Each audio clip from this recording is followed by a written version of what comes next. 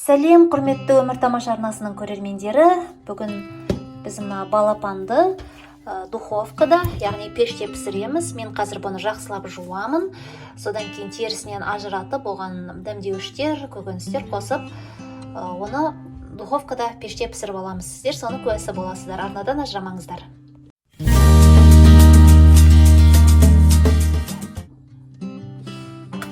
Ал достар, мен тауықты тазалауды бастаймын.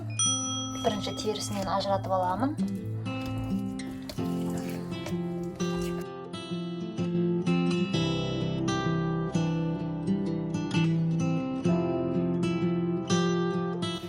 Тауық етіні жалпы тез қорытылады. Құрамында магний, калий, мыс деген сияқты ағзаға пайдалы элементтер бар екен. Диетологтар күнделікті қалыптасқан ас мәзірімен ғана шектелмей, оны өзгертіп тұруды ұсынады. Соған сиыр, қой және ешкі, жылқы еттерінің орнына осы тауық пен балық еттерін қолдануды ұсынады екен.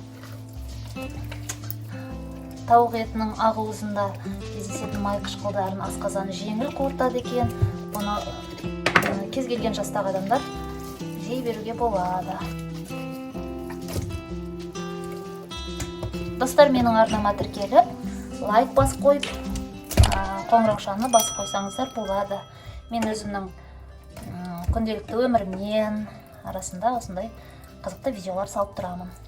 Және тағы бір қызықты ақпарат, тауық етінің құрамындағы холестерин сиыр мен қоян етіндегідей болады екен. Солай айырмашылығы жоқ деп айтады мамандар. Міне менің тауығым тазарды. Енді бұны бұлай тура көкірек жағынан кесемін. Көкірегінен бұлай кесіп қоямын. Сосын бір жуып алайын.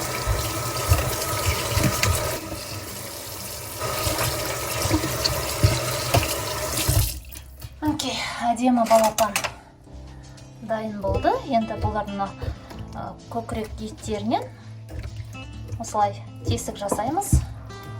Және сан еттерінен тесіктер жасап, бұл тесік не үшін? Қазір дәмдеуіштер қосамыз, сол етке сіңу үшін. Осылай тесіп қоямыз. Көп емес, бір 2-3 жерінен санынан. Көкірегінен тесіп шықтық бағана. Мінекей достар, біздің балапанымыз жуылып, терісінен тазарып, дәмдеуіш қосуға дейін даярланып қойылды. Қазір бұның суы сорғып жатыр. Оған дейін 4-5 картоп, 1 сәбіз және 1 жуа ашып, осыған қосуға дайындаймын. Қазір картоп, сәбіз және пиязды тураймын.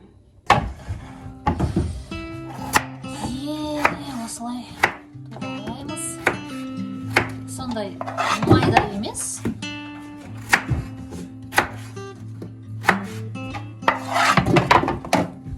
Орта етіп турап тастаймыз. Себебі бұл пеште 1 сағат бойы піседі. Так.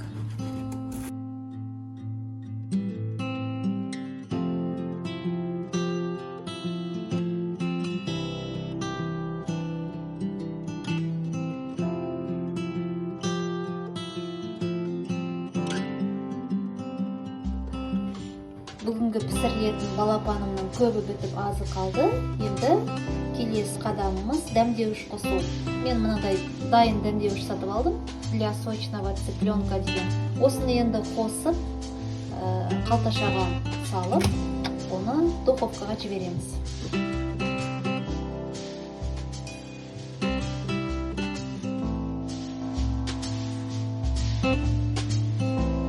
Осы дәмдеуіштің құрамында барлығы барды. Тұзға дейін салып қояды өздері. Арнайы балапанға жететіндей етіп.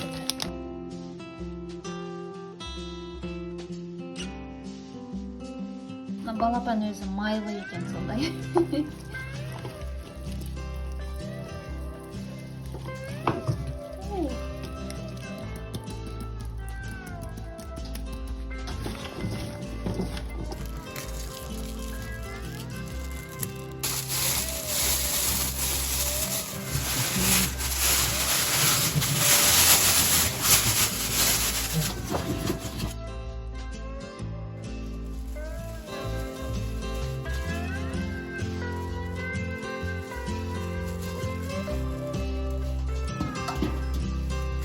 салып болдық. Енді қалтаның аузын жабамыз.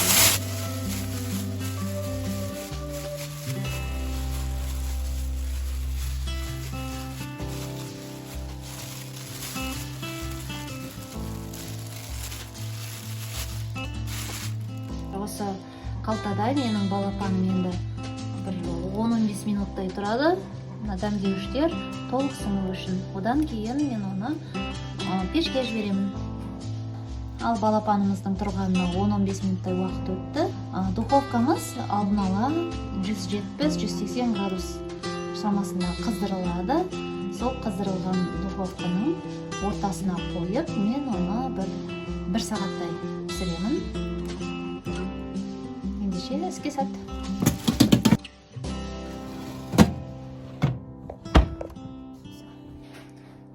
Ақтамақ. Ақтамақ, кес. Ақтамақ.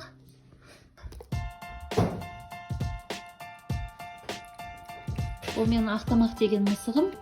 Саяжайда кішкентай кезінен келген, содан бізбен тұрақтап қалды. Бізбен бірге пәтерге көшіп келді. Мінекей достар, біздің балапанымыз дайын болды. Енді мұны табаққа салайық. Міне достар, бұл табақтағы көрінісі балапанымыз сондай дәмді, бөлінген сөлі ешқандай соусты қажет етпейді. Әрине дастарханға жіберер алдында балғын аскөкпен бетін әрлейміз. Өмір тамаша арнасымен болғандарыңызға мыңда бір алғыс. Келесі кездескенше сау саламатта болыңыздар.